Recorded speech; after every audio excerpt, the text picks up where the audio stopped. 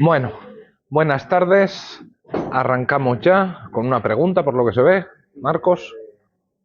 Del temario es sobre el abuso del derecho Sí, y el fraude de ley. sí, Que, pues, para ayudarme, me he puesto un ejemplo, me gustaría saber si lo he puesto correctamente, que en el fraude de ley, como son de normas constitutivas, por todas las competencias, si no me sí. equivoco, he puesto de ejemplo reformar el mecanismo de reforma constitucional agraviado a través del sitio.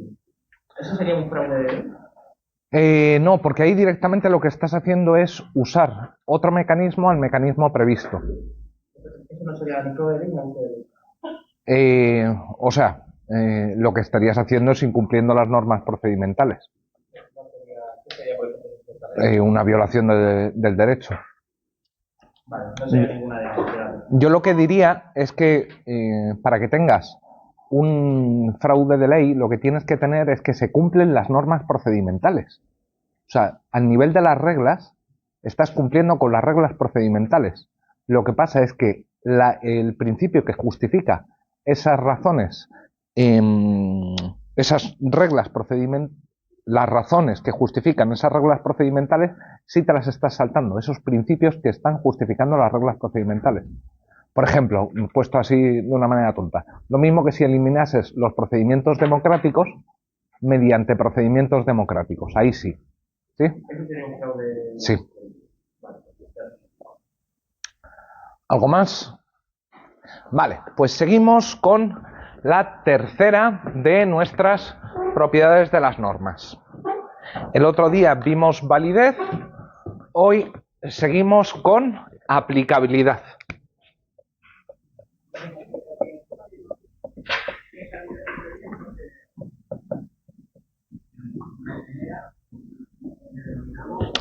¿Qué es la aplicabilidad? La aplicabilidad, si uno toma uno de los manuales más al uso, más corrientes, la aplicabilidad va a aparecer definida como la obligación o permiso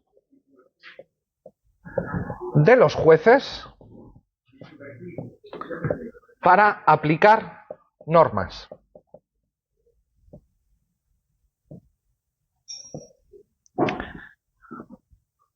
¿Sí? Permiso u obligación que tienen los jueces de aplicar una norma. ¿Qué quiere decir esto? Bueno, que vamos a tener una norma aplicable cuando los jueces tengan la obligación o el permiso de aplicarlas. Esta propiedad de las normas, es una propiedad normativa. ¿En qué sentido? En el sentido de que el hecho de que una norma sea aplicable o no va a depender a su vez de otras normas. Un ejemplo sencillo es el de las normas que están en vacatio legis. En realidad es un ejemplo tramposo. Mejor las normas que están suspendidas. Por ejemplo, estamos en un estado de alarma y se suspenden la libertad de tránsito, por ejemplo, ¿sí? O la libertad de publicación. Esas normas no pueden ser empleadas por los órganos jurisdiccionales para decidir las controversias, ¿vale? No las pueden utilizar a la hora de decidir las controversias. ¿Sí? Sin embargo, aquí, por aplicabilidad, vamos a entender una cosa ligeramente diferente. No es que sea diferente, sino que vamos a introducir un matiz. Y es que, si nosotros nos preguntamos qué sucede cuando un órgano jurisdiccional no aplica una norma que debería haber aplicado, que tenía la obligación de haber aplicado, ¿cuál es la consecuencia?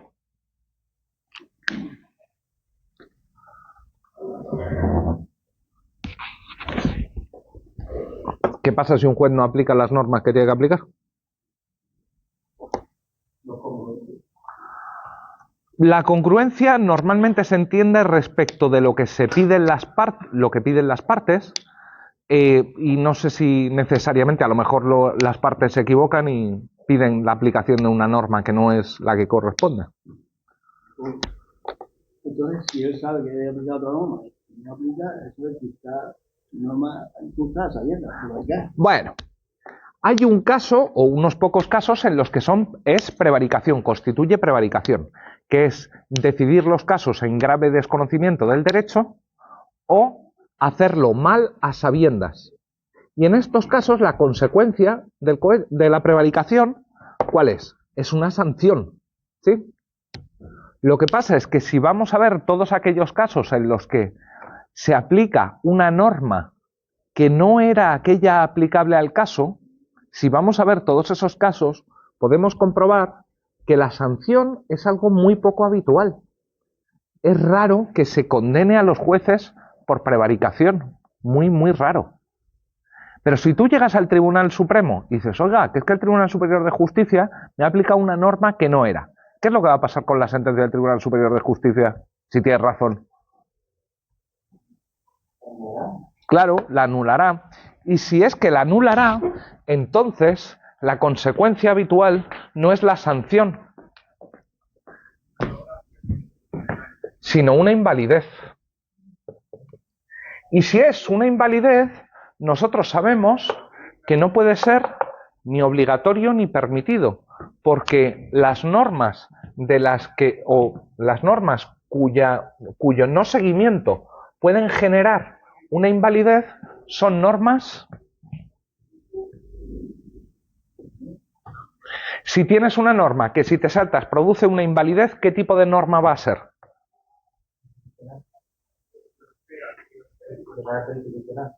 Institucional. Las llamamos en su momento constitutivas.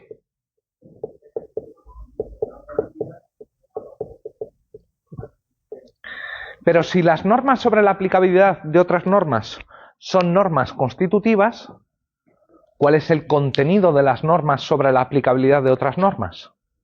Pues mirar.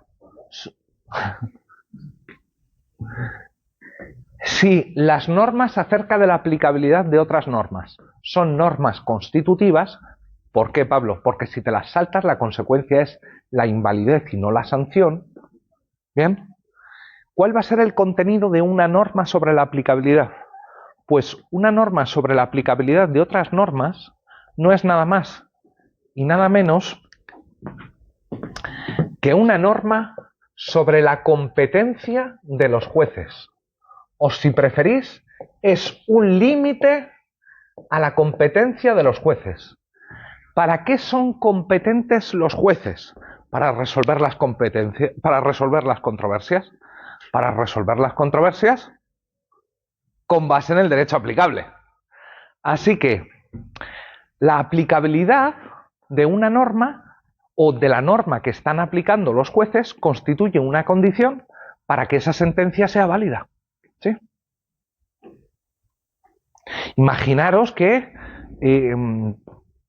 os aplican una norma que es derecho derogado. Pues llegaréis y diréis, ¿qué pasa aquí? Esta sentencia es inválida porque me ha aplicado un derecho derogado, ha empleado una norma derogada. O una norma china, por poner un ejemplo tonto. ¿Sí? Bueno, ya sabemos lo que quiere decir que una norma sea aplicable. Decir que una norma es aplicable es que determina la validez o condiciona la validez de la decisión jurisdiccional, constituye un límite a la decisión jurisdiccional. Ok, esto es lo que significa, pero ¿cuándo una norma es válida?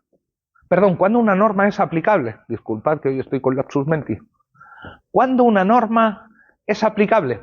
Pues aquí distinguimos entre dos aspectos diferentes. Y es que distinguimos entre la aplicabilidad interna y la aplicabilidad externa.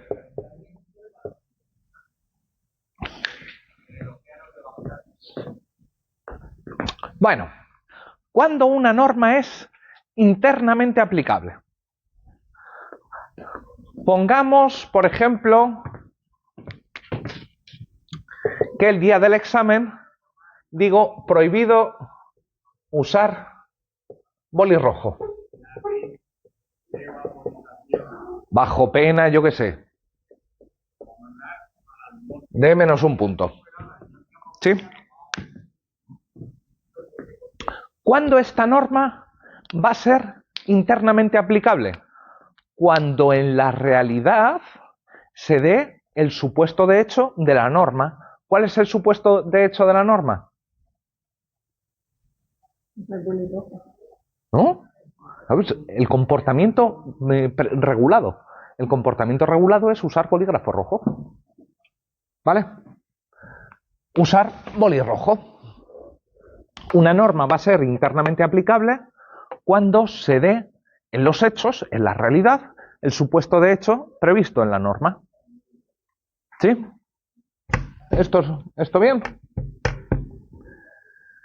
Ahora imaginaros por un momento que acudís por el mero gusto, no porque hayáis suspendido en primera convocatoria, sino que por el mero gusto de la filosofía del derecho, os acercáis a una tutoría antes del examen de segunda convocatoria y escribís con boli rojo.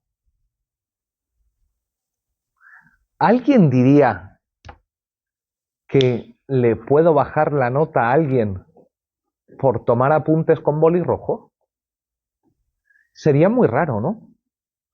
Claro, es que pese a que la norma prohíbe usar bolígrafo rojo so pena de menos un punto en el examen final, no dice nada de cuándo, nosotros estamos presuponiendo otra norma que te dice que, bueno, la prohibición de usar bolígrafo rojo so pena de menos un punto en el examen final está condicionado por la presencia de otra norma que te dice la norma prohíbe usar boli rojo es aplicable solo durante los exámenes. Claro, aquí es lo que está sucediendo es que tenemos una norma, o mejor dicho, que tenemos otra norma que hace que la prohibición de usar boli rojo no sea aplicable. Vamos a decir que una norma es externamente aplicable cuando satisface también otras normas que hace que se la puedan usar.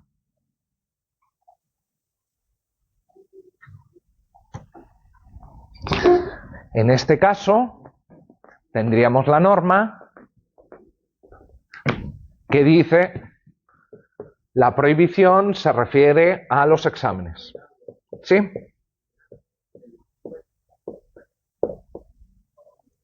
Pongamos otro ejemplo.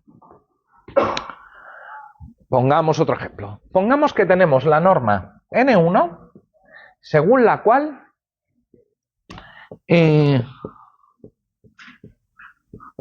agredir a un compañero está penado con 3 años de cárcel. ¿Bien? ¿Cuándo va a ser internamente aplicable esta norma? Pues cuando le calientes el lomo a un compañero. Y si yo os digo que N1 forma parte del Código de Justicia Militar, bueno, en el Código de Justicia Militar, ¿qué es lo que nos vamos a encontrar? Pues nos vamos a encontrar una norma N0 que diga que estas normas se aplican solo a militares.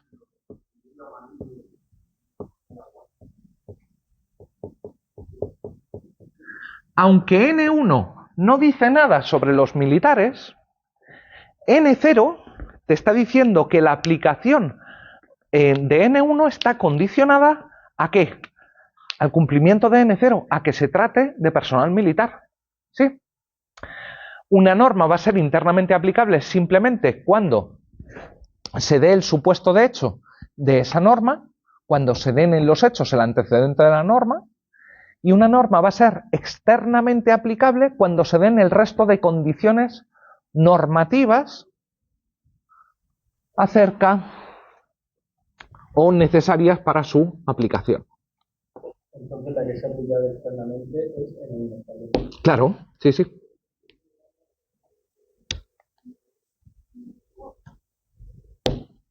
son dos aspectos de la aplicabilidad de una sola norma. En nuestro caso de N1. Vuelvo a explicar lo del boli rojo. Claro, la de prohibición de boli rojo es una norma que no te dice nada acerca de los exámenes, de los apuntes. Lo que pasa es que tenemos otra norma que te dice que el ámbito de aplicación de prohibido usar el boli rojo se limita únicamente a los exámenes. ¿Sí? Para que la prohibición de usar boli rojo sea aplicable interna y externamente, tiene que darse escribir con boli rojo y que sea durante un examen. ¿No? ¿Sí? ¿Bien?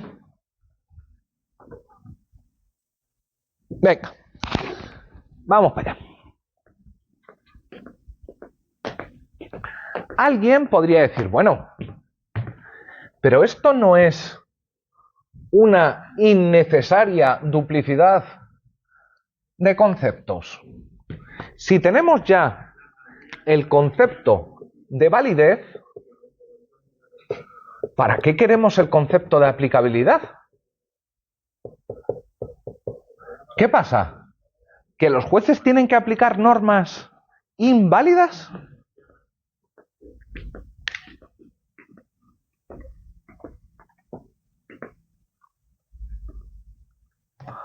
¿Hay casos en los que los jueces tengan que aplicar normas inválidas?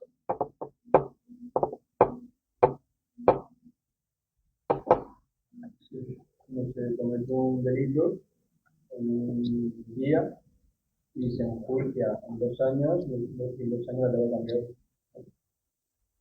Lo que pasa es que ahí lo que me estás diciendo es que si la norma ha cambiado, ¿con cuál norma habría que...? Se puede juzgar con la norma que estaba vigente en el momento de emisión del delito. Bueno, los casos de retroactividad serían casos, no, esa no es retroactiva, eso es simplemente al momento de juzgar, pero sí sería un caso de norma aplicable que ya ha sido derogada, que es inválida. Sí. ¿Alguno más? Cuando ¿cómo aplica alguna norma en una materia concreta que es anterior a la Constitución? Anterior a la Constitución. Hombre, si es compatible con la Constitución, no hay problema de validez. Un caso es el del derecho extranjero, de lo que tenéis luego, de derecho, todo el derecho internacional privado es un caso, o gran parte del derecho internacional privado es un caso de normas aplicables inválidas. ¿Por qué? Porque si a ti te tienen que, no sé, tienes que resolver un divorcio de acuerdo al derecho finlandés, el derecho finlandés va a ser aplicado por el juez español, pero no es derecho válido español, es derecho válido finlandés, pero no derecho válido español. ¿Sí?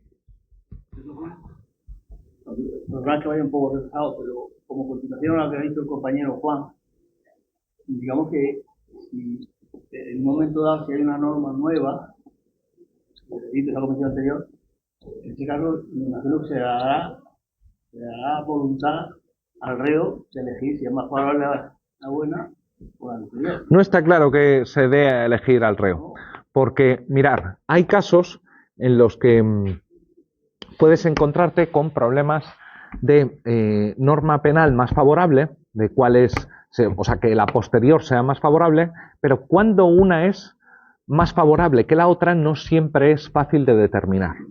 ¿Por qué? Porque, primero, se pueden dar horquillas en las penas, ¿vale? Tienes un delito que está penado en un momento temporal, uno, de entre 5 a 15 años, ¿vale? Y en el otro, de entre 10 a 20, ¿sí? Claro, ¿cuál de las dos es más favorable? No, ¿cómo? O sea, depende de cómo estén configurados los agravantes. Si, por ejemplo, los agravantes en la primera norma se aplican de manera automática y en la segunda dependen de que el juez los considere relevantes o no, ahí vas a tener una gran diferencia. A veces se produce en derecho penal la formación de la norma tercia o de la tercera norma, que es una mezcla de algunas cosas buenas de una de las normas y de algunas cosas buenas de la segunda norma.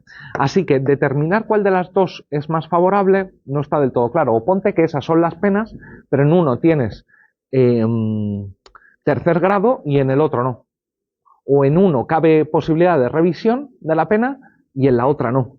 ¿Sí? Hay veces que no es tan sencillo determinar cuál es la norma más favorable.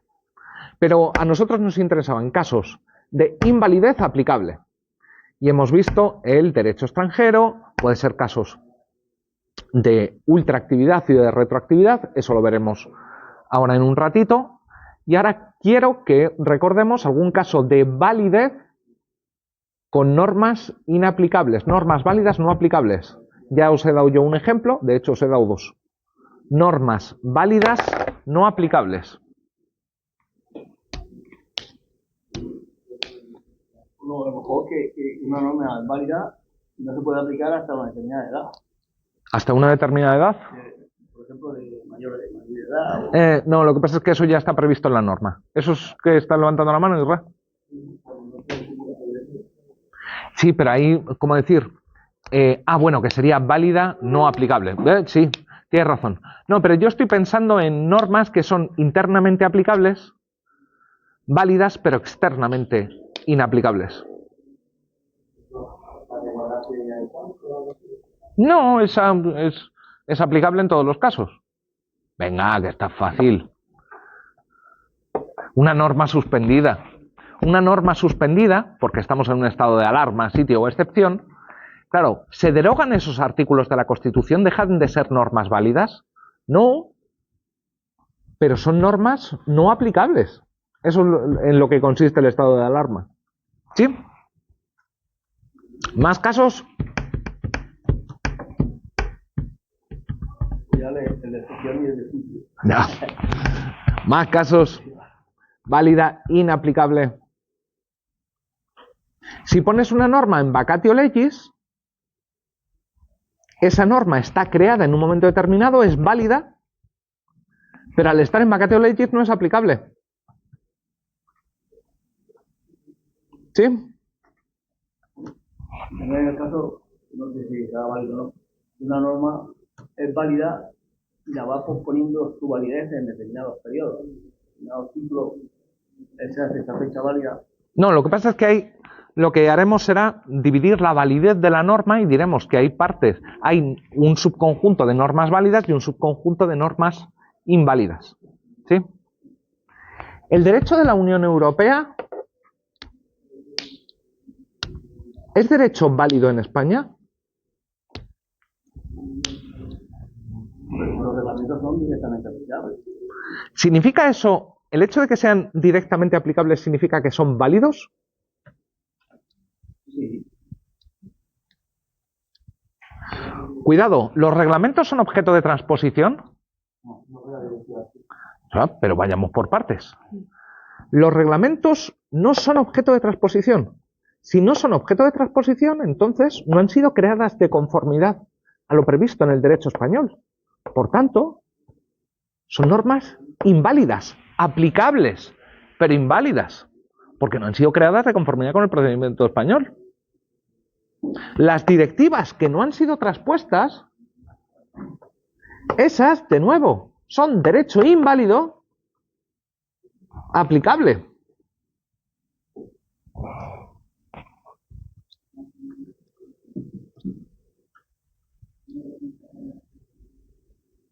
Bien, pues vamos con nuestra tercera propiedad de las normas.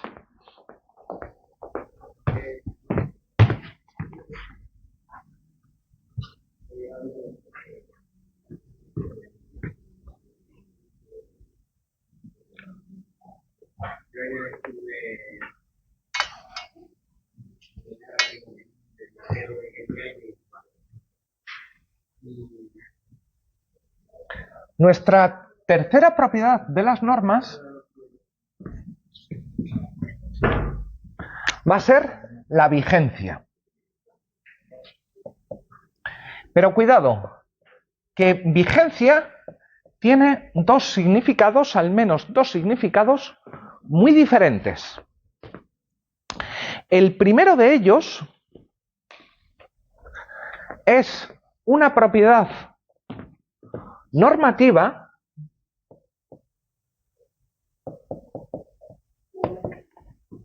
que hace referencia a cuándo entran las normas en vigor, esa vigencia o ese vigor. Eso nosotros lo vamos a explicar como un problema de eficacia de las normas. De hecho, nuestra cuarta propiedad va a ser eficacia. Ya os conté cuáles eran los significados de eficacia. Vimos que uno era cumplimiento de objetivos,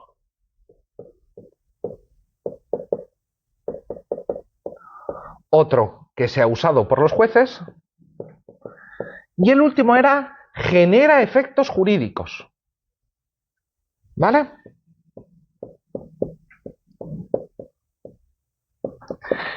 Esta C, este generar efectos jurídicos, es esta eficacia.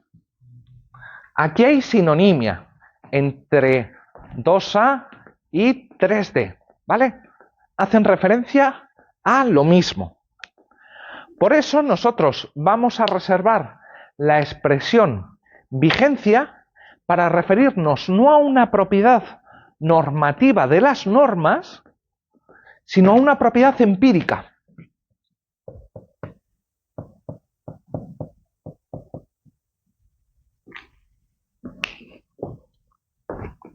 ¿En qué consiste esta propiedad empírica de las normas?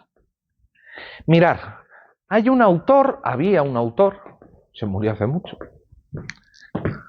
danés llamado Alf Ross, que decía, mirar, estudiar la validez de las normas es un poco ocioso. ¿Por qué es un poco ocioso?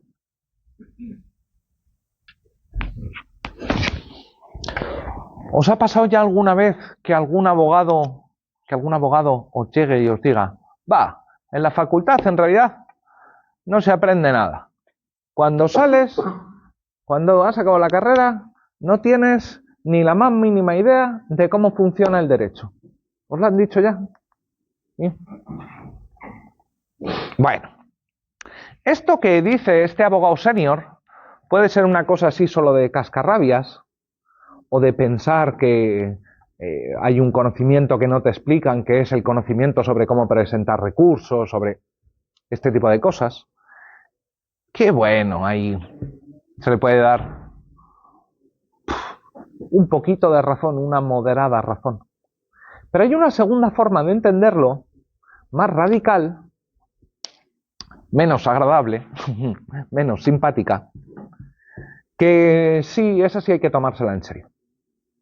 Yo os pregunto, ¿pensáis que lo que habéis aprendido en la carrera, vuestros manuales de la carrera, sirven para saber cómo es el derecho ahí fuera? ¿Lo que pone en el manual es lo que pasa en el mundo real?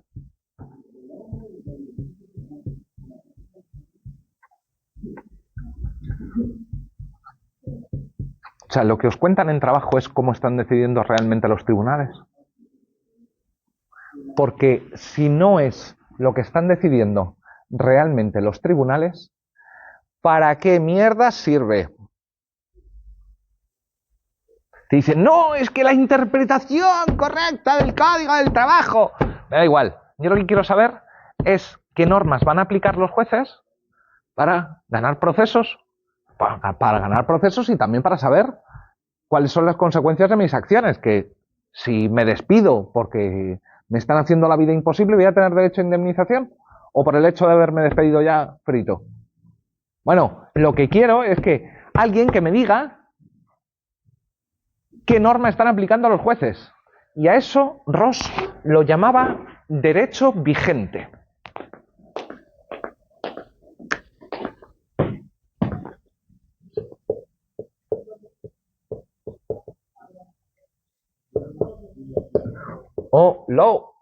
in force. ¿Sí?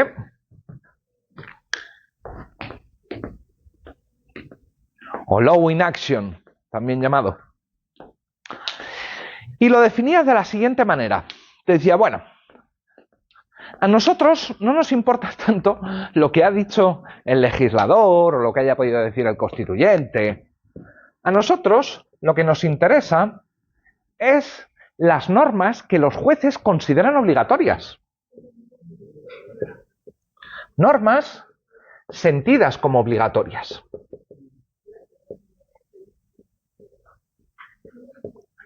Este primer aspecto es un aspecto interno a los sujetos. Hace referencia a las emociones, sentimientos que tiene un sujeto dentro de sí, ¿sí? Un elemento interno, por decirlo así.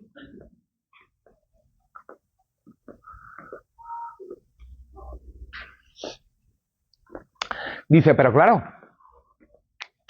de nada me serviría saber cuáles son las normas que los jueces consideran obligatorias si luego no las aplican.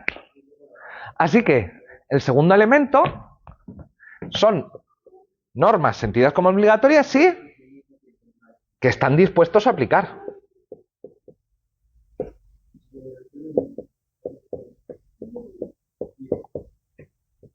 ¿Qué quiere decir que están dispuestos a aplicar? Decir que están dispuestos a aplicar, ¿qué quiere decir? ¿Que las han aplicado en casos anteriores? Bueno, Rawls lo que diría es, si te dedicas a estudiar las normas que han aplicado los jueces en el pasado, estás haciendo historia del derecho. Historia del derecho aplicado, pero historia del derecho. Aunque sean las sentencias de la semana pasada, es historia del derecho porque es algo que ya es historia, algo que ya ha pasado. Las sentencias que están aplicando ahora, dice Rawls muy poéticamente, el ahora se nos escapa entre los dedos. No existe, lo que es ahora ya es pasado. En el momento que lo digo ya forma parte del pasado. Así que, ¿qué quiere decir las normas que están dispuestos a aplicar? Las normas que aplicarán en el futuro. Así que el derecho vigente es el conjunto de normas que los jueces estarán dispuestos a aplicar en el futuro. ¿Por qué? Porque las consideran obligatorias. Te dice, este es el conocimiento relevante acerca del derecho. No saber cuál es la interpretación correcta del artículo 52 del Código de Comercio. Te dice eso, no sirve para nada. Lo importante es saber si los jueces sienten esas normas como obligatorias hasta el punto de estar dispuestos a tomar decisiones jurisdiccionales con base en ellas. Dice, todo lo demás en realidad es irrelevante. O secundario al menos. Lo importante es esto.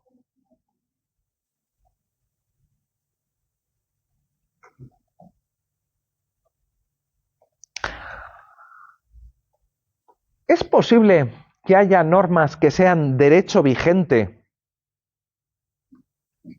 sin ser normas válidas?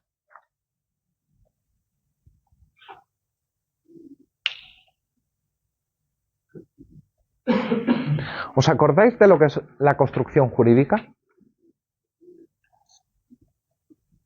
Os lo expliqué la semana pasada, no hace un eón.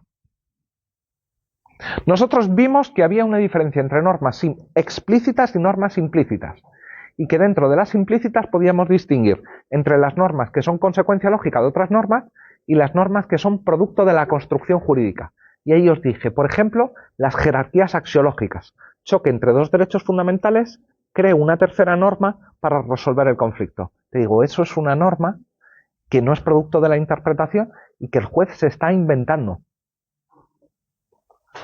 ¿Las normas producto de la construcción jurídica son derecho vigente? Uy, sí, claro, por supuesto. Por supuesto. O sea, alguien se puede inventar una construcción jurídica, pero es raro que no sea derecho vigente. ¿Sí? Así que te dice Rawls. Menos conocer qué es lo que dice el texto literalmente de la Constitución, del Código Civil, Y lo que hay que ir a ver son esos entresijos del derecho, ese conjunto de normas no explícitas sino implícitas que han sido formuladas por los operadores, por los propios órganos jurisdiccionales, por la propia práctica y que vienen a determinar el contenido de las decisiones judiciales. Dice, a eso hay que dedicarse, a estudiar esas. Más allá de que el legislador las haya dictado o no, eso en realidad es secundario. Si lo que nos importa es cuál es el derecho impuesto por la fuerza, lo relevante es eso. Lo relevante es saber cómo están decidiendo los jueces. Y ya está. ¿Cómo están decidiendo los jueces? ¿Porque se han equivocado? No. ¿Cómo están decidiendo los jueces? Porque están convencidos de que están haciendo lo correcto. Porque tienen la idea de que eso es lo que tienen que hacer. Mira, me hizo mucha gracia hace 3 semanas cuando estuvimos dando el curso a los jueces. Ellos hacían una distinción muy habitualmente y diferenciaban de cuando ellos hacían una cosa de juez de verdad, profesional, y cuando hacían una marranada. Lo tenían muy claro. Todos, o sea, intentaban no hacer marranadas. Lo que pasa es que hacer marranadas o ser profesional, en realidad era muy dependiente de una serie de creencias acerca del derecho vigente, de cuáles son las obligaciones de los jueces. Que, bueno, son bastante discutibles, ¿eh? Son bastante discutibles. Esto no sé si os lo he contado. ¿Os acordáis de lo que hay en el Palacio de Justicia, al lado del río?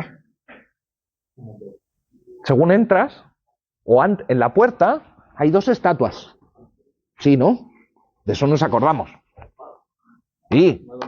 Una con una espada, pero hay otra. Sí, y debajo de cada una de ellas hay 2 inscripciones diferentes. Aparte del hotel, claro. Aparte del hotel, sí. ¿Qué pone debajo de las estatuas? En uno pone ley, lex, y en el otro justitia. No son lo mismo. Los jueces tienen que hacer justicia o aplicar la ley. Bueno, pues no está tan claro. Seguimos con nuestras propiedades. Vigencia era la tercera. Nos queda la cuarta. Bueno, ya la tenemos escrita.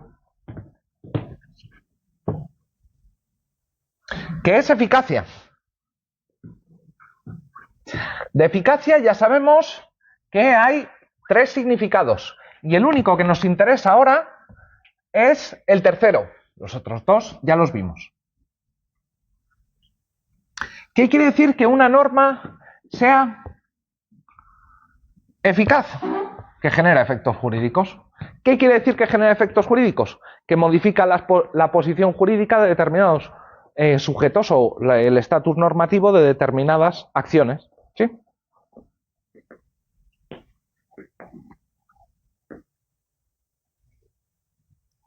Y yo os pregunto, ¿tenéis claro en qué consiste la retroactividad de las normas y la ultraactividad de las normas?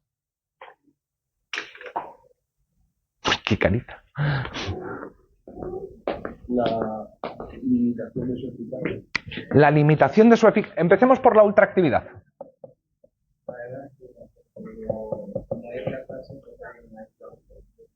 ¿Vale?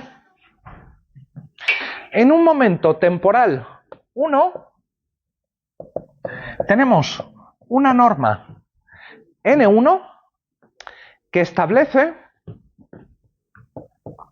que el IVA de los apartamentos turísticos, vamos a ponerlo así, AT, apartamentos turísticos, es el 15%. ¿Sí?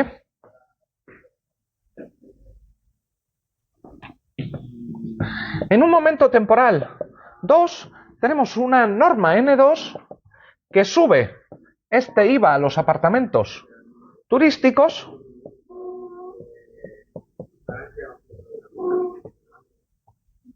al 21%. Sin embargo, esta norma dice expresamente que está en vacatio hasta lo que vamos a llamar el momento temporal 4. ¿Vale? Aquí ponemos el momento temporal 4. En el momento temporal 3, me voy de vacaciones a Budapest. No, en Budapest no, tiene que ser un lugar en España.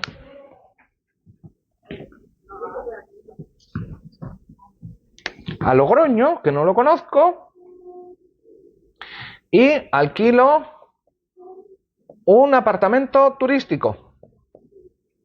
¿Sí? Y en el momento temporal 5 tengo un pleito con Hacienda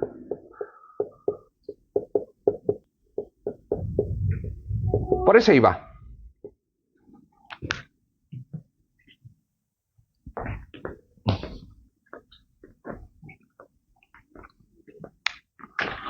A ver, situémonos en el momento temporal. ¿Te has perdido? No. Vale.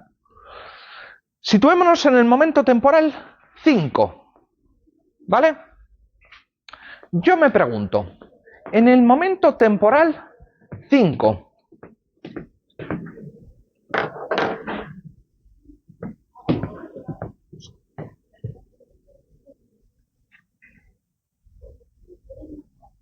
¿cuál es la norma válida en T5?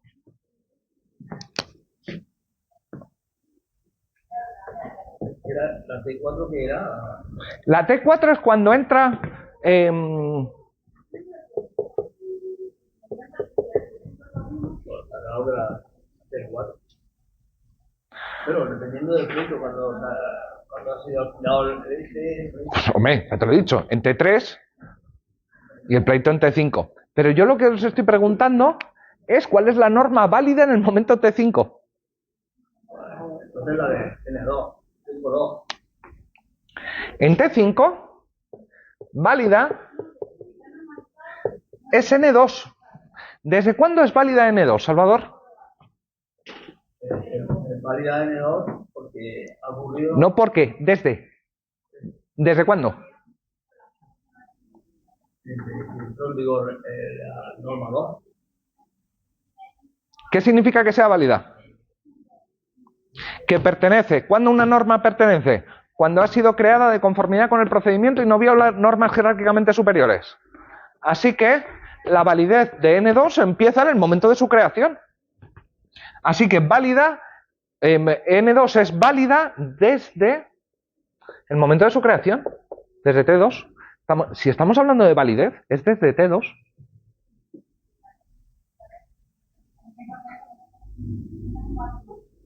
¿Cuál es la norma, desde cuándo es, o cuál es el arco de validez de N1? ¿Desde cuándo hasta cuándo es válida N1? Desde, perdón. De T1 a T2. ¿Bien? ¿Esto lo tenemos claro? ¿Sí? ¿No? Validità. El tiempo de la validità.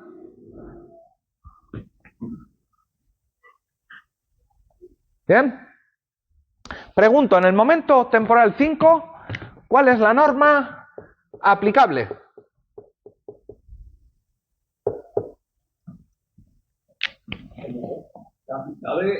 Ya se está aplicando la T4. No, Salvador, que ya me haces trampa otra vez. ¿Ya se está aplicando? No, esto no es una propiedad empírica, esto es una propiedad normativa. ¿Cuál es la norma que, comillas, deben aplicar los jueces en el momento temporal 5 para juzgar la N2.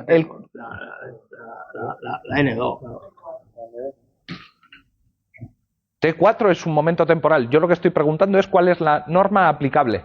¿Me decís N2? Ah, bueno, si es N1 o N2, entonces has cubierto todas las posibilidades, Alba. N1. ¿Por qué N1? Porque expresamente N2 me está diciendo que no va a surtir efectos sino hasta T4. Con lo cual el juez tiene la obligación de aplicar la norma del caso, que era N1 porque N2 estaba en vacatio legis en el momento temporal 3. La vacatio legis de T2 dura, de N2 dura desde T2 hasta T4. Por lo tanto, aquí lo que tenemos es un problema de eficacia. ¿Por qué? ¿Cuál es el arco de eficacia de N1? ¿Desde qué momento empieza a surtir efectos y en qué momento deja de surtir efectos N1? ¿Hasta el pleito? Si tú tuvieses un alquiler aquí que se produce entre T4 y T5, ahí la norma, la que genera efectos jurídicos es N2 ya. ¿Sí? En el supuesto concreto, En el supuesto... de aplicación N1 se juzgue hoy o se juzgue en cualquier momento. Pero una cosa es que sea eficaz y otra es que sea aplicable.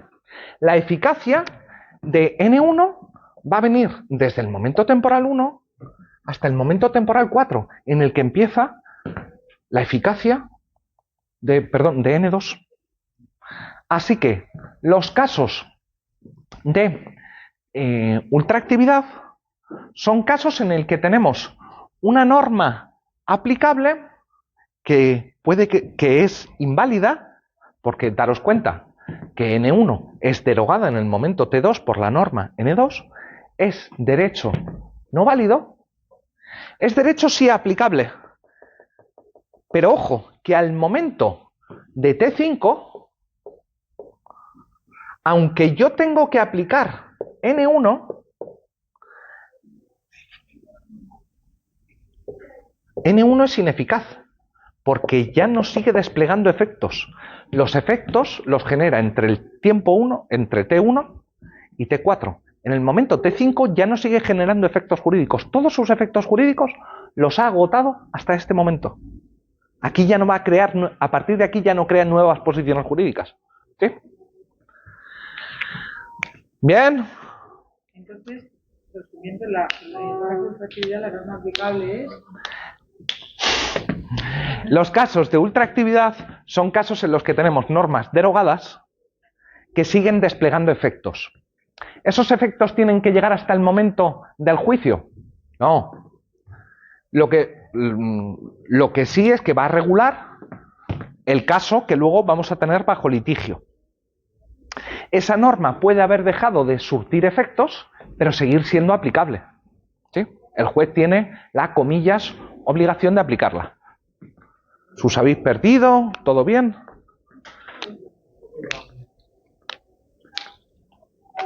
¿Preferís retroactividad y pausa o pausa y retroactividad? Pausa y retroactividad. Pausa y retroactividad.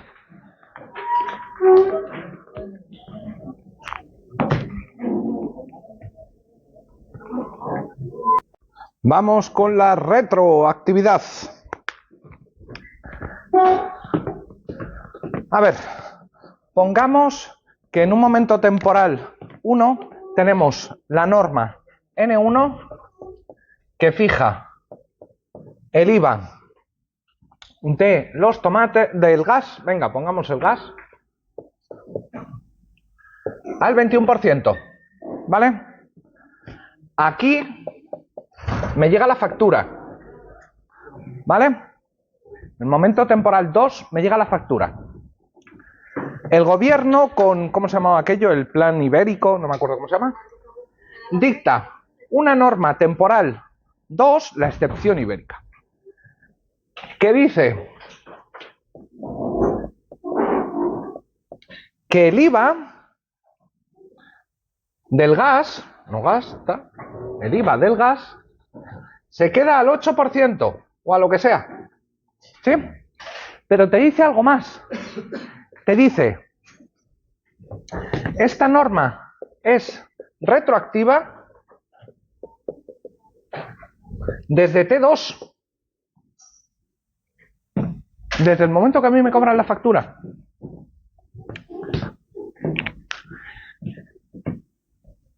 Y en T4 me voy a un pleito con Hacienda para recuperar los dineros que me han cobrado de más. ¿Sí? ¿Bien? ¿Se entiende el ejemplo? Perfecto. Lo que nos interesa es, en T4, ¿cuál es la norma válida?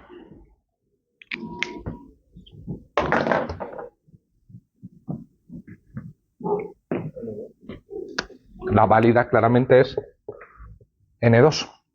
¿Sí? ¿Cuál es la norma aplicable?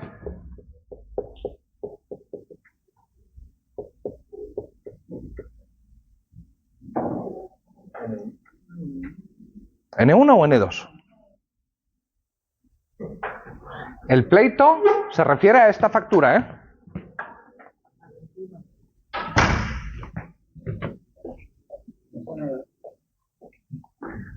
N2. ¿Cuál es la norma que surte efectos jurídicos?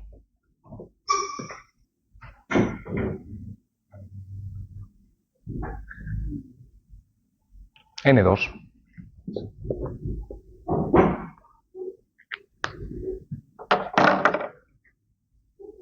A ver,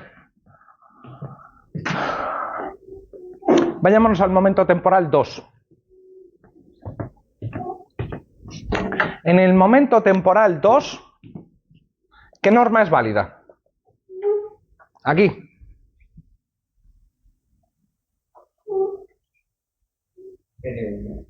N1. Claro. ¿Por qué no puede ser N2, Pablo? Es imposible que... ¿Sí? ¿Cuál era la norma aplicable en el momento T2? N1. Efectivamente. ¿Cuál era la norma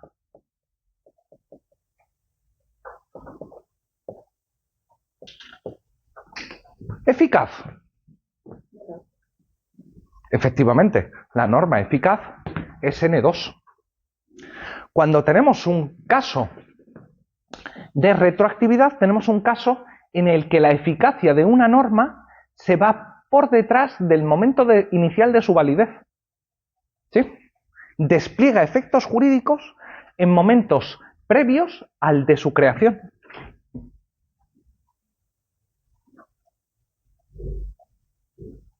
¿Tenemos problemas con esto? ¿Se ha entendido bien?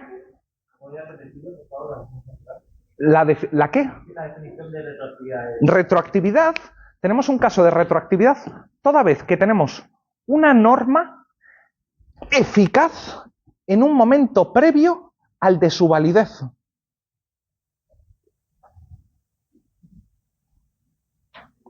No es una cuestión de validez, no es que de aplicabilidad.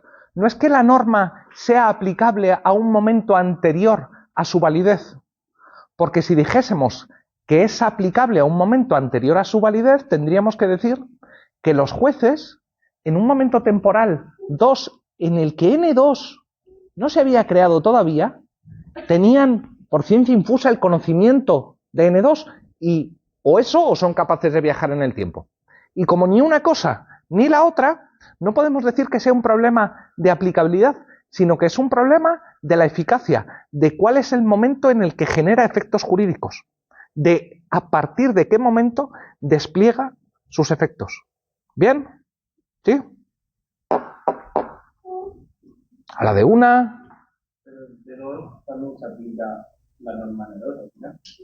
En N2 se aplica la norma T2, efectivamente. Pero no porque N2 sea aplicable en el momento temporal 2. No, es aplicable en el momento temporal 4. El juez no podría volver al momento temporal 2, porque, el juez en el momento temporal 2 desconoce de la existencia de N2. No ha sido ni creada. Y tampoco es que pueda viajar en el tiempo. Con lo cual es un problema de eficacia, de cuándo despliega sus efectos jurídicos. ¿Vale? De en qué lapso de tiempo despliega sus efectos jurídicos. ¿Bien? A la de una, a la de dos. Entonces, en el examen dice, en el momento temporal 2, ¿cuál sería la norma aplicable? Sería N1. Claro. El momento temporal 2. La norma eficaz N2. ¿Sí? ¿Bien? ¿Bien, Fernando? A la de 1, a la de 2. ¡Bien! Entramos en el tema 3. ¡Yuhu!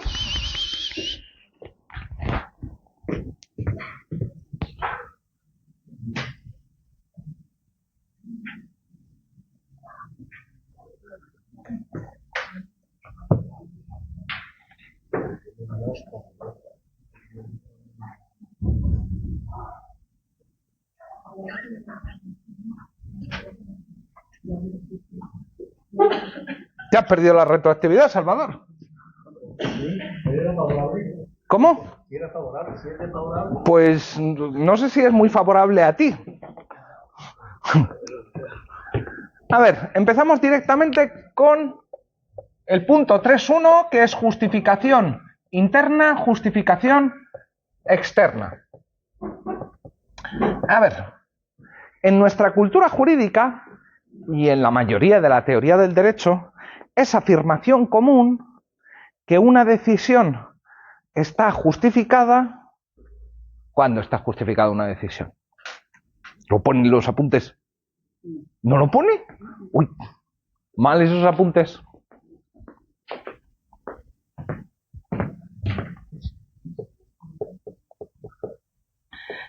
Quien llegue tarde, menos un punto en examen final.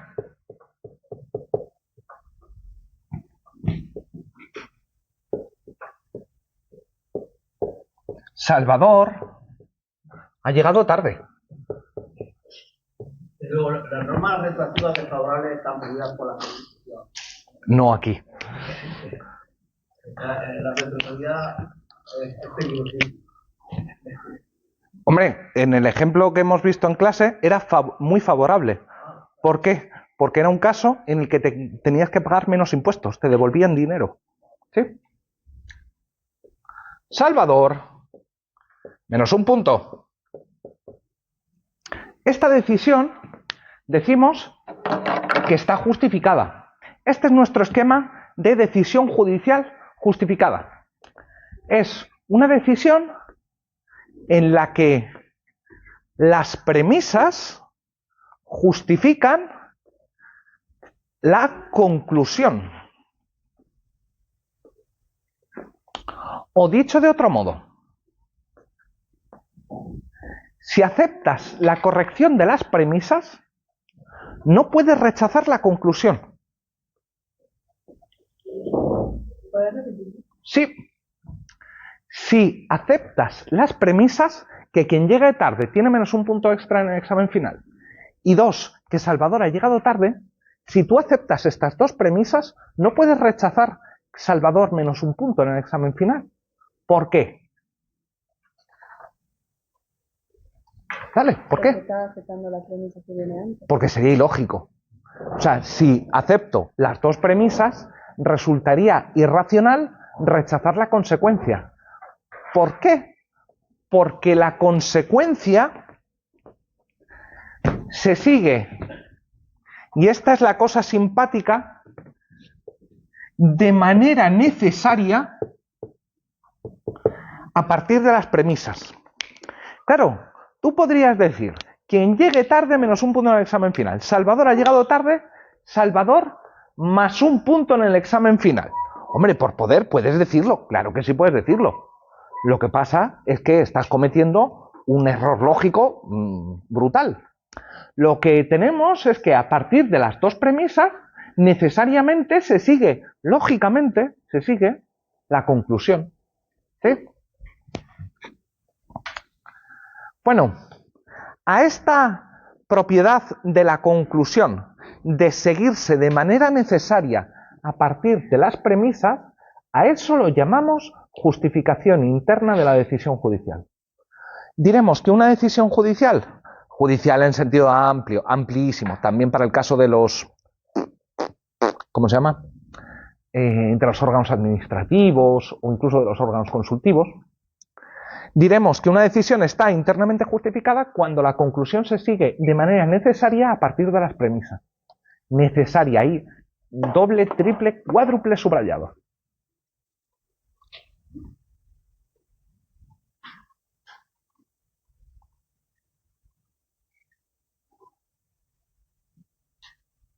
¿Es verdad que Salvador ha llegado tarde?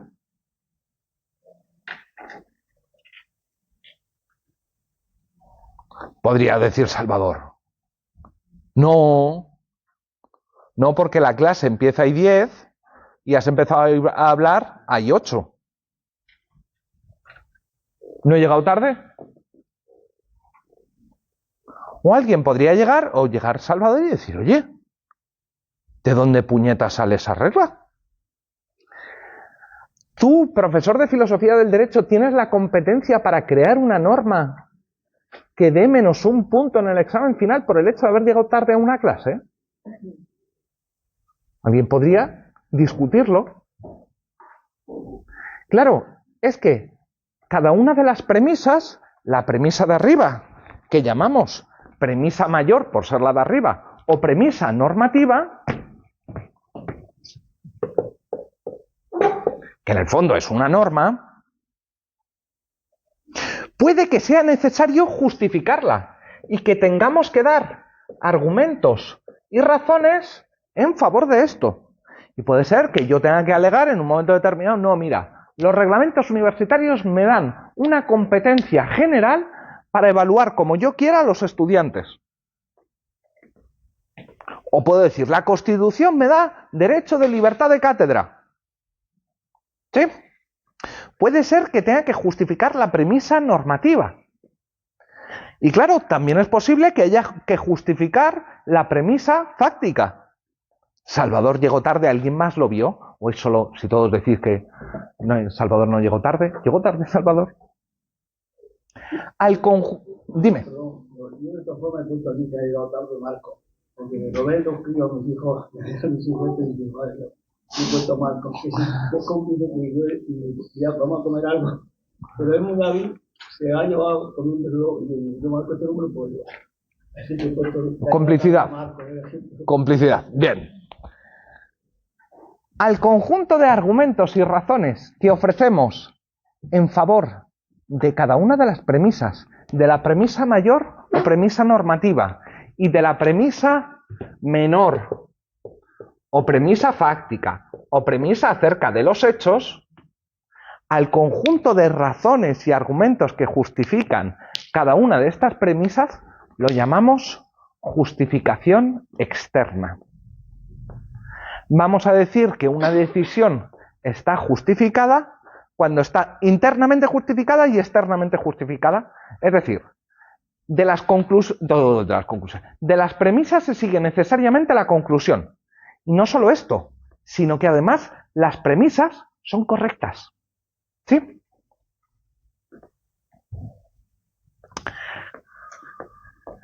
La justificación o en la justificación interna, esta relación de necesidad se produce porque esto es un razonamiento de tipo lógico-deductivo. En concreto, como veremos mañana, es un modus ponens. ¿Vale? Es la estructura de modus ponens en el que tiene... Pongo la estructura formal. Si P, entonces Q. P, entonces Q. Esta es la estructura. Si llegas tarde, Q, menos 1 en el examen final. P, llega tarde, menos 1 en el examen final. ¿Sí? Esta relación de necesidad entre las premisas y la conclusión se produce por la forma de este argumento, que es una forma de argumento deductivo del tipo modus ponens. ¿Vale? Cuidado. Hay que distinguir la corrección de la justificación interna con la corrección de la justificación externa. ¿Por qué? Porque pongamos que, yo qué sé,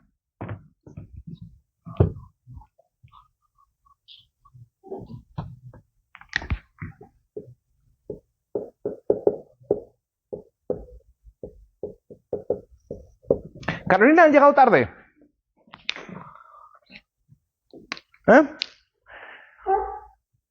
¿Este razonamiento es internamente correcto? ¿Se siguen las conclusiones? La conclusión de que Carolina menos 1 punto. Desde luego, solo hay un pequeño problema, que la premisa fáctica es falsa. Así que mucho cuidado, que el razonamiento puede ser correcto, la conclusión correcta en la medida en que se sigue necesariamente a partir de las premisas, pero que tengamos una premisa falsa. ¿Sí? Bien. En este sentido, al ser injustificada desde el punto de vista externo, la decisión será incorrecta en términos generales o injustificada globalmente.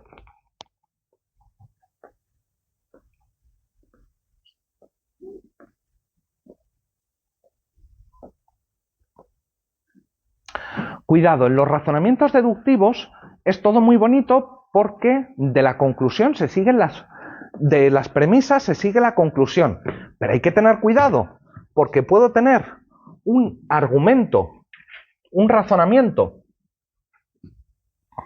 de tipo deductivo en el que las conclusiones se siguen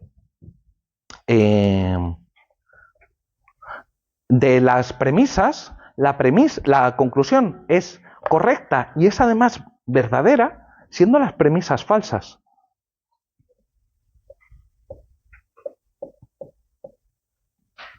Perdón.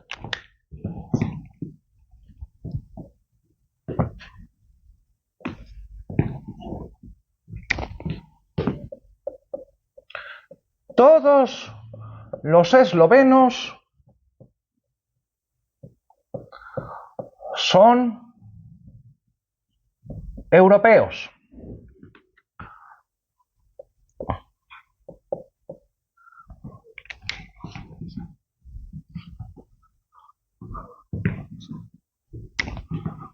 Juan Casuco, levanta la mano, Juan. Es esloveno. Conclusión, JC es europeo. La conclusión se sigue a partir de las premisas. Una de las premisas es falsa y aún así la conclusión es verdadera. ¿Sí? Cuando las dos premisas, o mejor dicho, hay que tener cuidado en distinguir que una cosa es que se siga a partir de las premisas y otra cosa es que sea verdadera o correcta. ¿Vale? Porque puede ser que tengamos enunciados con premisas falsas que nos conducen necesariamente a una conclusión que sí es verdadera. ¿Sí?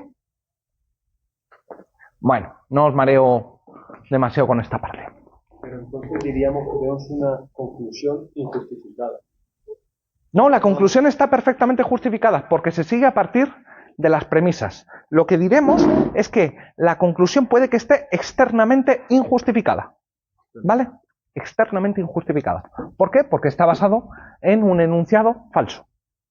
¿Sí? Pero si la norma decíamos que estaba justificada cuando teníamos la justificación interna y la externa ya no eran correctas, entonces realmente no estaría justificada.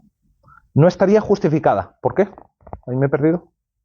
Porque no es correcto. Juan no es esloveno. Ah, claro. En ese caso tendríamos un problema. Claro. En el que... Pero ese sería un problema de justificación externa de ese razonamiento. ¿Por qué? Porque Juan no es esloveno. Pero al tener el problema de justificación externa, ya en sí no estaría justificada. No estaría justificada, pero esto no significa que la respuesta no sea correcta. ¿Sí? Bien. A ver, lo veremos en la clase de este sábado, recuerdo, sábado por la mañana, a partir de las 10. ¿Sí? ¿Lo has visto por aula virtual? Bien.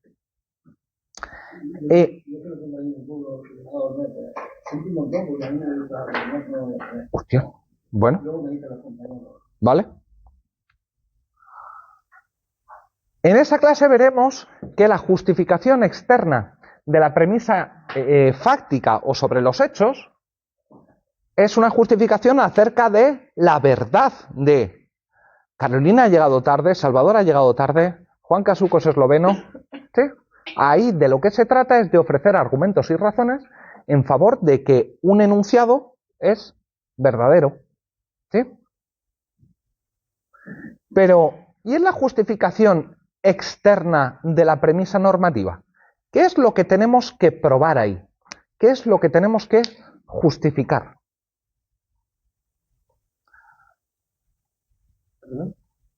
Hola. ¿Qué? Premisa normativa. Quien llegue tarde menos un punto en el examen final. Para que la decisión esté externamente justificada en relación a la premisa normativa, ¿qué es lo que tengo que justificar? ¿Qué es lo que tengo que demostrar respecto a la norma quien llegue tarde menos un punto en el examen? La propiedad de la norma, Ya, pero ¿cuál propiedad? por la que se aplica la supuesto. La que sea aplicable al supuesto. A ver, hemos dicho que, pongamos que es verdad que Carolina llegó tarde. ¿Puedo o cómo justifico que esta norma es la que tengo que usar? Joder, estoy diciendo lo mismo de 6 maneras diferentes. No tiene que ser una norma válida. ¿Qué tiene que ser la norma? ¿Eficaz? Y que lo de atrás no sirve. Aplicable. Aplicable. N1 tiene que ser aplicable, o quien llegue tarde tiene que ser una norma aplicable. Nos da igual que sea válida. Lo importante es que sea aplicable. Si no es aplicable, entonces declararán la invalidez. ¿Sí? Pero si no es válida, Puede que sea derecho esloveno, porque yo qué sé, ponte que hemos firmado un contrato, tú y yo estando en Eslovenia, sobre bienes que están en Eslovenia, y tú y yo litigamos aquí. ¿Qué norma va a tener que aplicar el juez? La norma, el juez español, la norma eslovena. pero por ejemplo, si tú te excedes de tus competencias normativas y dices, quien llegue tarde, lo mato. Carolina ha llegado tarde, voy a matar a Carolina. Puede que sea inválida, pero además de ser inválida, es inaplicable. ¿Podría ser inválida y aplicable? Sí, hemos visto casos de normas inválidas que aún así son aplicables. Por ejemplo, una norma inválida aplicable es una norma ultraactiva. Pero que se pueda dar el supuesto en el que esté injustificada la conclusión, porque una premisa no sea válida. Claro, si eso es lo que nos estamos preguntando. ¿Cuándo la premisa normativa está justificada? Y yo os digo, está justificada cuando demuestres que la norma que estás utilizando es una norma aplicable. ¿Es relevante la validez para la aplicabilidad? Pues hombre, normalmente sí. Pero lo que hay que tener claro es que hay casos de normas válidas inaplicables y de normas aplicables inválidas. ¿Sí? Así que el punto fundamental es la aplicabilidad, no la validez. ¿Vale? Bien. ¿Por qué aplicabilidad y no eficacia? ¿Por qué aplicabilidad y no eficacia? Volvamos al caso de la ultraactividad. A ver, ¿qué borro?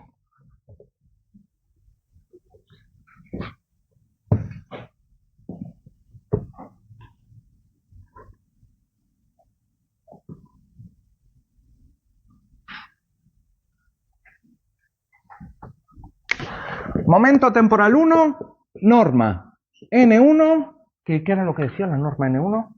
Ya se me ha olvidado. El del IVA, pero es que eran los dos casos de IVA. Ah, el de apartamentos turísticos. Apartamentos turísticos al 15. ¿Vale?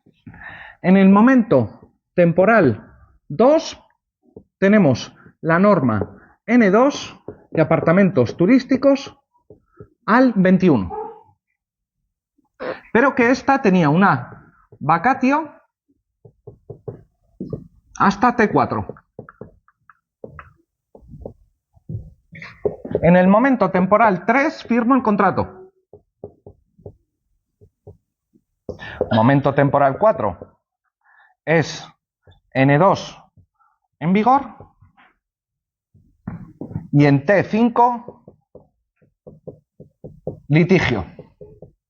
¿Vale? A ver, lo que nos interesa es cuál es la norma aplicable. ¿Vale? La aplicable en el litigio es la norma N2. No, perdón, la N1. N1. En este caso, la eficacia de N1 va del momento temporal 1 al momento temporal 4. ¿Sí? ¿Eso se ve? ¿Cuál es el rango de aplicabilidad?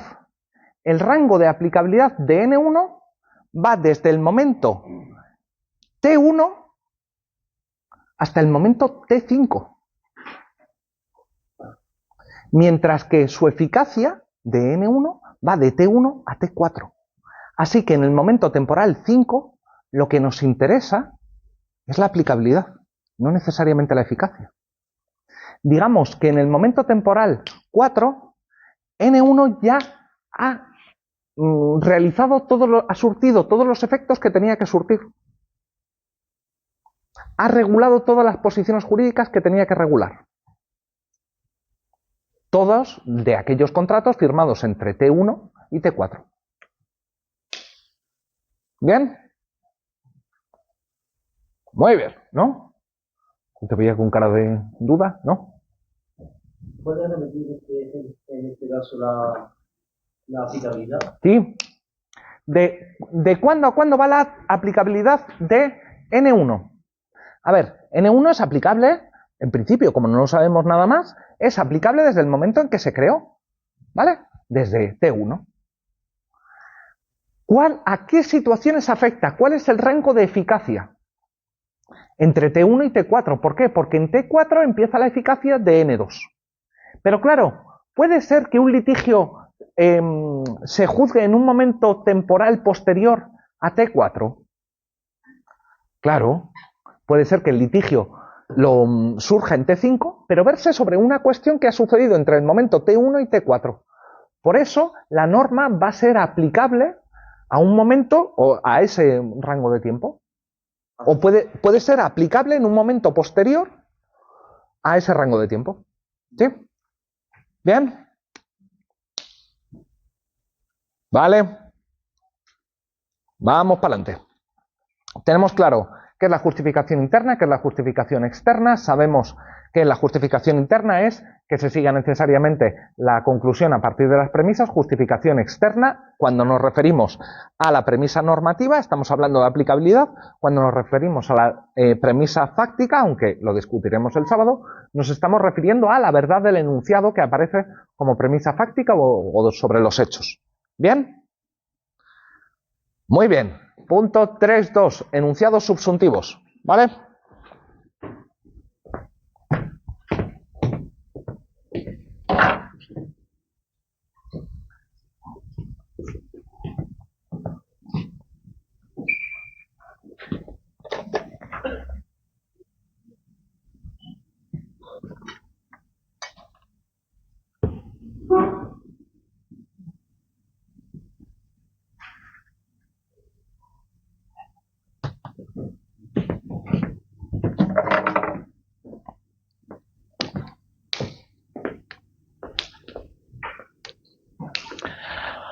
A ver, pongamos un ejemplo solo. No, venga, pongamos el de siempre.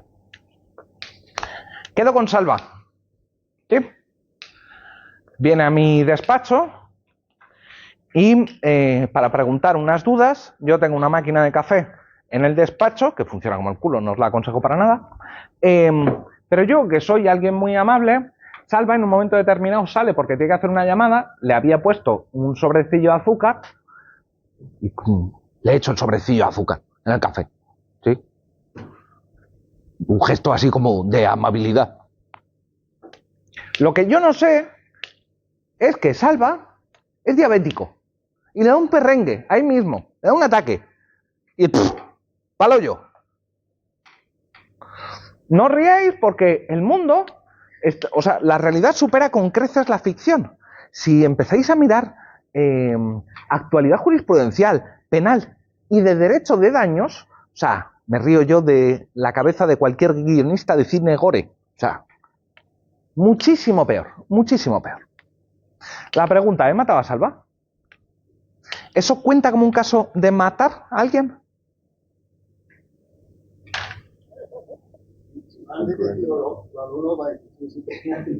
¿Cómo? Ya, si son testigos del resto de compañeros. Bueno. Pero la pregunta, ahora fuera de bromas, ¿he matado a Salva? ¿A nadie le parece discutible que haya matado o no a Salva? Mirad, un enunciado subsuntivo es un enunciado que adscribe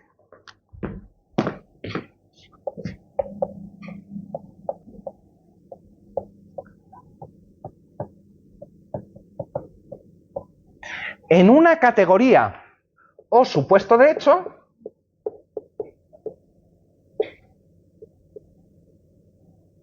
el que metemos dentro del supuesto de hecho. Pues metemos o... ¿Nos acordamos de la diferencia entre caso individual y caso genérico? Un caso individual es un ejemplo del mundo real, algo que ha sucedido realmente, ¿vale?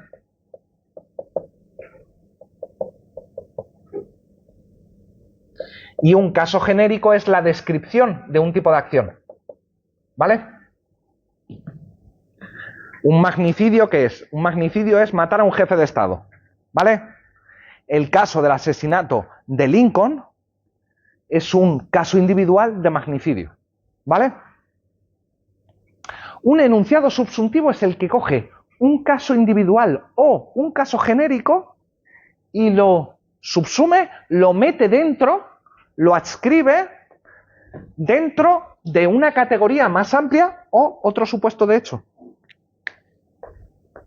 ¿Sí? Los tomates. ¿Frutas o verduras? ¿Verdura? No, no, ni hortaliza, es fruta. Es fruta. Botánicamente es fruta. ¿Sí? ¿Qué es lo que estamos haciendo? Lo que estamos haciendo es coger categorías u objetos del mundo real, como los bebés, como los niños pequeños, cuando les damos las cositas para meter cada uno en su forma. Es que les estamos enseñando algo tan básico y tan fundamental. Decir, mira, tienes que ser capaz de reconocer determinadas características en un objeto e incluirlo en una categoría. Si no, no lo puedes. Tan sencillo como eso. Lo que pasa es que, claro, no es tan sencillo como eso. Alguien podría decir que, hombre, ¿he matado realmente a Salva por haberle echado azúcar en el café? Os pongo un caso más extremo. Pongamos que estoy en casa cocinando, la invito a usted a casa a cenar, estoy cocinando, a mí se me cae una cosa al suelo, usted se agacha, a mí me da un infarto, tengo un cuchillo en la mano y según caigo, raja en toda la de puntillo, como a los toros. Que estas mierdas pasan. Perdón, ¿cómo era tu nombre? María, perdón, María. ¿He matado yo a María?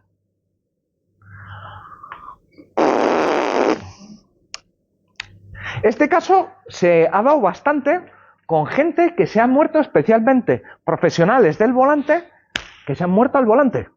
Que les ha dado un infarto, les ha dado un ictus y derechito y han matado a alguien. Estos casos son problemáticos. ¿Por qué? Mirad, volvamos a nuestra estructura general, o nuestra estructura más que general, inicial, de justificación interna y justificación externa. Quien llegue tarde, menos un punto, para que no se nos asuste, ponemos a Marcos. Marcos llegó tarde.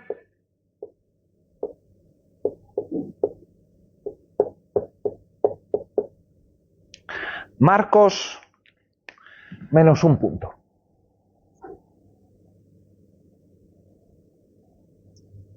¿Y si Marcos se quedó en la puerta? Está la puerta abierta. ¿Y Marcos se queda en el dintel de la puerta? ¿Marcos llega tarde? ¿Quedarse en el dintel de la puerta cuenta como llegar tarde? ¿Cuenta como estar en clase o cuenta como no estar en clase? Mirad, hay veces que para justificar un silogismo de este tipo, lo que sucede es que tenemos que determinar o tenemos que ofrecer razones en favor de que un determinado comportamiento cuenta como una categoría más amplia. ¿Sí? En este caso,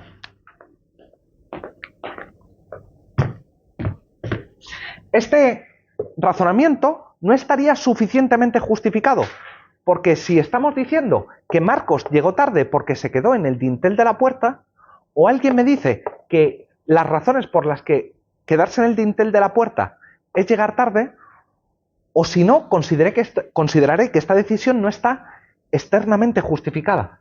Así que nuestra justificación va a ser un poquito más amplia. Quien llegue tarde, menos un punto.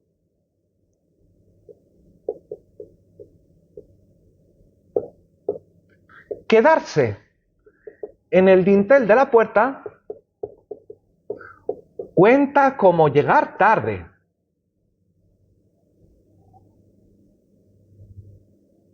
¿Marcos llegó tarde? No, aquí también nos falta una pieza entre medios. Tenemos que decir que Marcos se quedó en el dintel de la puerta.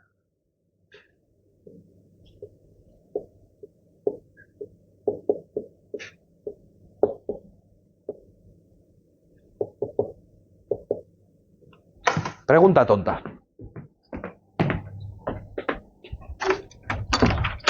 Si me quedo aquí, ¿estoy en el dintel de la puerta? Pues estoy con medio cuerpo dentro. De hecho, tengo un pie fuera, un piececito por fuera y el otro dentro. ¿Esto cuenta como estar en el dintel de la puerta o no? En este caso, lo que nos vamos a encontrar es que no tenemos que hacer una subsunción, sino dos. Tenemos que hacer una primera subsunción de carácter genérico en el que nos preguntamos si quedarse en el marco de la puerta cuenta o no realmente como llegar tarde. ¿Sí? Ahí lo que tenemos es dos supuestos de hecho, dos casos genéricos y tenemos que ver si uno es parte del otro, si el uno forma parte del otro. Si la categoría de los tomates forma parte de las frutas o de las verduras. Pero es que hay veces que la cosa se pone más peluda, se pone un poquito más complicada. Peluda, sí, eso es un chilenismo que me ha salido. Se pone un poco más complicada y hay veces que tenemos que ver si los concretos hechos, la concreta acción, el caso individual de Marcos quedándose de una determinada manera, cuenta o no como quedarse en el dintel de la puerta. ¿Sí?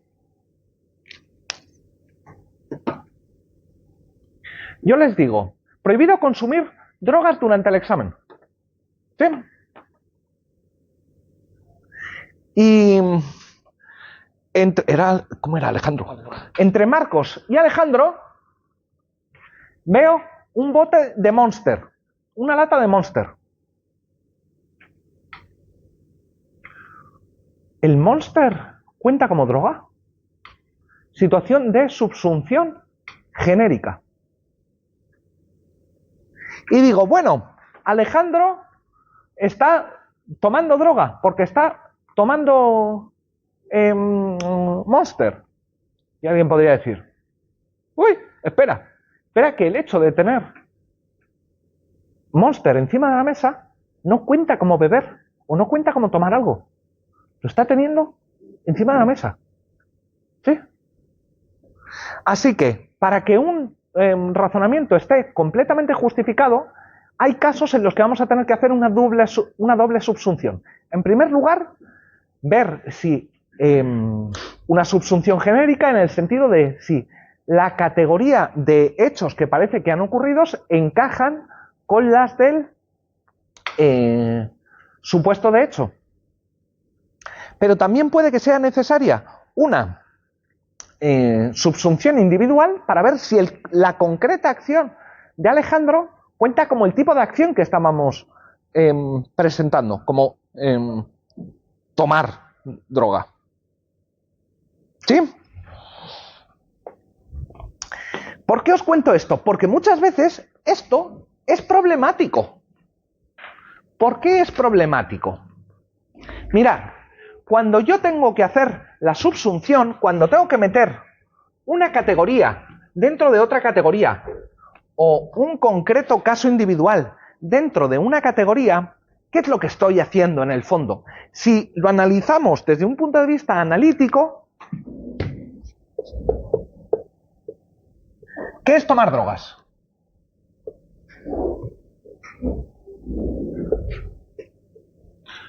Consumir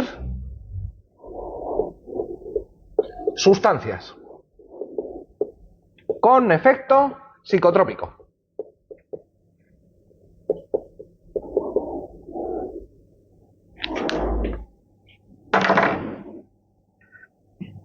Estamos acostumbrados a pensar que si algo no es consumir y no tiene efecto psicotrópico, no es droga. Lo que pasa es que hay veces que nos surgen dudas. Mirad, esta mañana en el grupo 1 de filosofía me ha pasado que alguien tenía una lata de Monster abierto. Y a mí eso es como si me lo bebiese. O sea, primero que me da un ascazo brutal. Y segundo, que ya tiene efecto sobre mí. ¿Eso cuenta como consumir drogas? Hay muchas veces, ¿cuenta como tomar drogas? Hay muchas veces que nuestros conceptos, el concepto de tomar drogas, no es lo suficientemente preciso y se nos presentan casos oscuros o casos difíciles. En realidad, casos oscuros es la denominación correcta. ¿Por qué? Porque la noción general es imprecisa. Es, en realidad, el término que deberíamos usar es vaga. Mirad, la vaguedad es considerado uno de los dos grandes problemas de la interpretación jurídica. En realidad no es exactamente un problema de interpretación jurídica, es un problema de subsunción, de meter cosas en categorías. Lo que pasa es que estas categorías no son claras, no tienen los bordes bien trazados. Pongamos tomar drogas.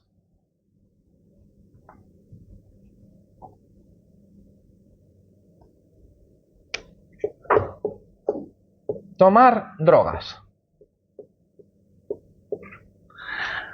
A ver, si me fumo un porro, ¿hay dudas de que estoy tomando drogas? No. O sea, a ver, esto es un caso claro. Nos parecerá bien o mal, pero es un caso claro de tomar drogas. Si me estoy fumando un Quinchuan, sí, pues sí.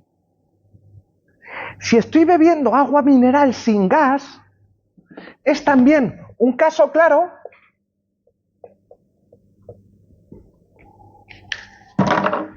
pero de no tomar drogas.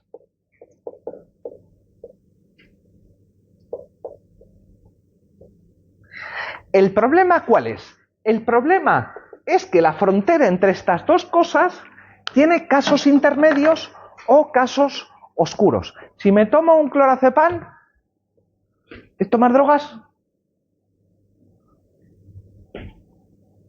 Si me tomo 3 cafés a las 8 de la noche, y así... ¿Habéis probado alguna vez el mate? A mí me pasó una cosa muy simpática con el mate. Me gustó mucho y antes de dar mi primera conferencia importante, sin darme cuenta me bebí un litro de mate. Llegué allí, o sea, mate es una hierba que se toma en Sudamérica, que es como una infusión que se le va echando agua cada vez más. Es como cafeína y teína multiplicado por 2 a lo bestia. O sea, es un subidón. Y yo llegué a mi primera conferencia seria e importante como si fuese pasadísimo de cocaína, que yo dije, Álvaro, cálmate que, o sea, le muerdes a alguien.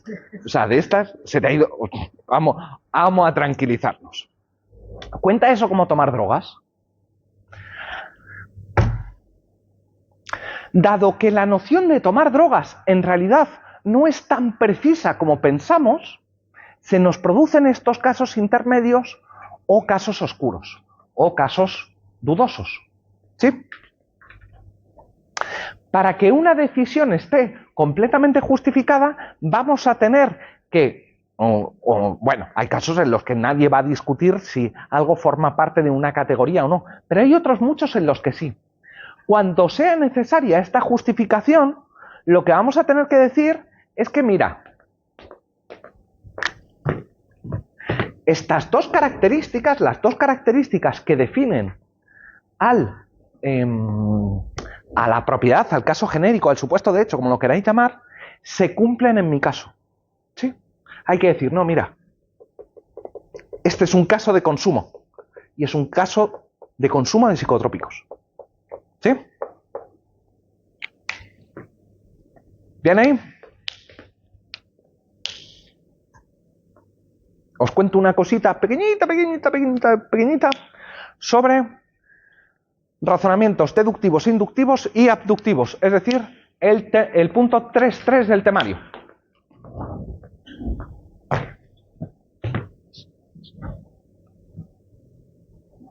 A ver.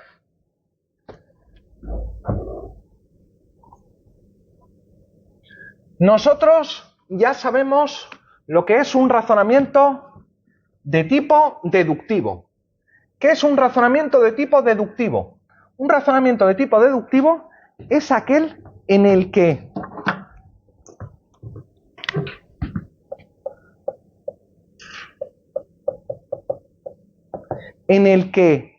la corrección de las premisas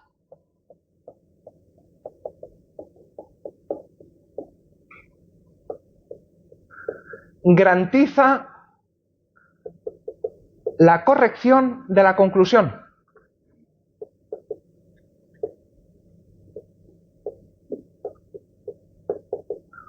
¿Por qué? Por su forma. Es una cuestión de estructura, de forma.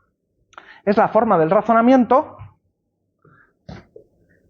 Si hombre, entonces mortal.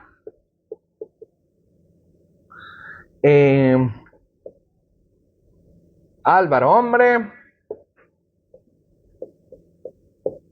Álvaro mortal. Lo que garantiza la corrección de esto, la corrección de esto viene garantizada por la corrección de estas dos cosas. Si estas dos cosas son correctas, entonces esto seguro, garantizado, es correcto. ¿Sí? Esto es la esencia de un razonamiento deductivo. Pero podemos decir algo más sobre los razonamientos deductivos. Y es que los razonamientos deductivos, por esta misma forma, por esta misma estructura, van de lo general, si eres un hombre, a lo particular. Así que la otra cosa que podemos decir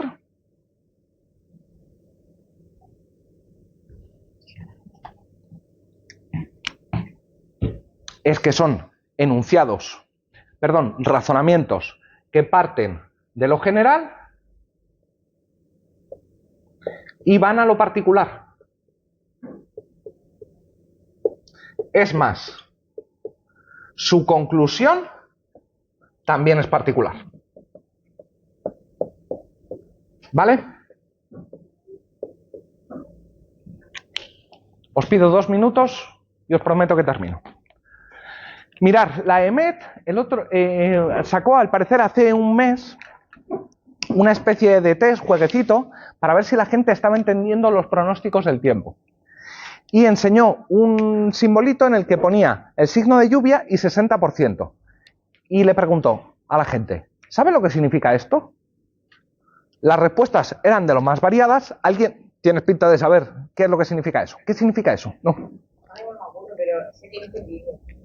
Ya, pero... Hombre, le puedes echar también lógica. Hombre, ¿qué puede querer decir 60% al lado del símbolo de lluvia? La probabilidad de lluvia, el 60%. Probabilidad, ¿vale? Lo que está queriendo decir es que de cada 100 veces que se han producido las mismas condiciones atmosféricas, en 60 han llovido. ¿Sí? ¿Qué es lo que se está haciendo ahí? Lo que se está haciendo ahí es ver una serie de, o mejor, hacer una serie de comprobaciones, llevar a cabo una serie de enunciados observacionales. Enunciados observacionales particulares, individuales. ¿En qué consiste? En mirar para arriba y decir, hay nubes de este tipo. Y ha llovido. Día 1. Día 2. Hay nubes de este tipo.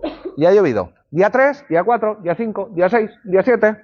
Así hasta el día 60. Lo que pasa es que a partir del 61 y hasta el día 100 no ha llovido. ¿Y cuál es la conclusión a la que llegamos? Que en el 60% de los casos, con ese tipo de nubes, llueve. Alguien podría también llegar a una conclusión similar, pero un poco más sólida. Miro, día 1, no hay nubes, no llueve. Día 2, no hay nubes, no llueve. Día 3, día 200 millones sin nubes, y parece que si no hay nubes, no llueve al 100%. ¿Vale? Este es un caso en el que puedo hablar, incluso atreverme a hablar de causalidad. Todas las veces que no hay nubes, no llueve.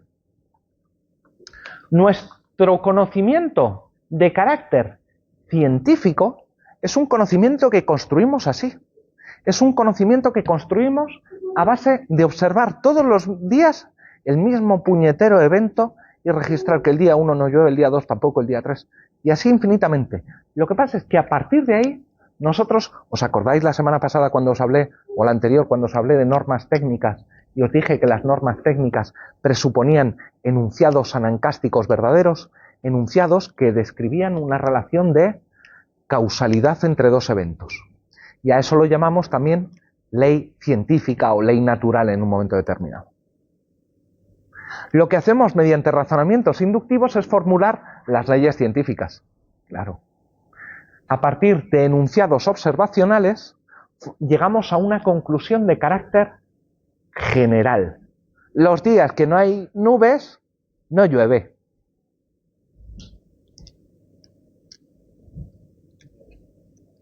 Podría ser que veamos un tipo de nubes muy especial, que este tipo de nubes, cada vez que han aparecido, ha llovido.